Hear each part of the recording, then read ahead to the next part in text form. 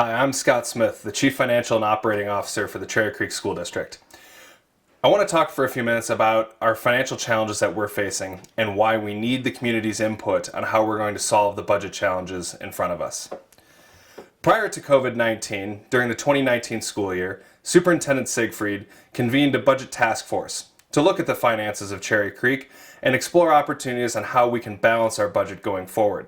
The budget task force that was convened in 2019 provided multiple recommendations on how to stabilize our budget going forward.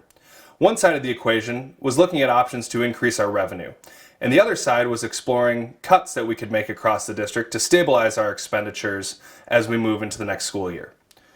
Of course, with COVID-19, everything changed, and revenue to the state of Colorado, which our school district is dependent upon, was reduced by about 25%, or $3.2 billion.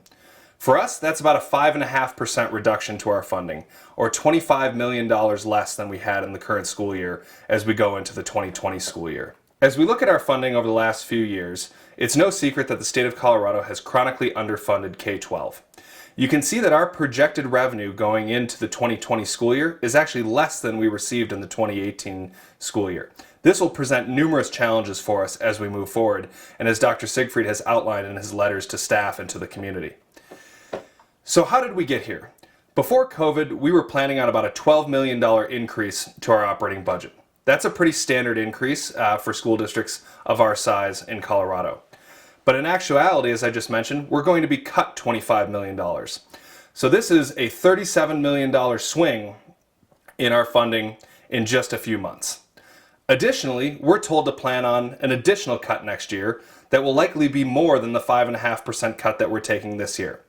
Right now, we are projecting an additional 7% cut a year out from now. This would be a further reduction of $33 million to our school district.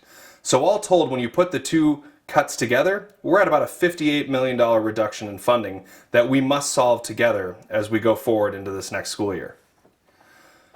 One of the questions we often get is, what has already been cut from administration, or what has been cut from the central office? You can see on this slide, we've already cut our central departments by 15% going into this year, saving $2.4 million. Additionally, one of the budget task force recommendations on stabilizing our expenditures was to implement a hiring freeze at the central office to save money by not filling vacant positions. The budget task force recommended that we save $2.6 million through this strategy.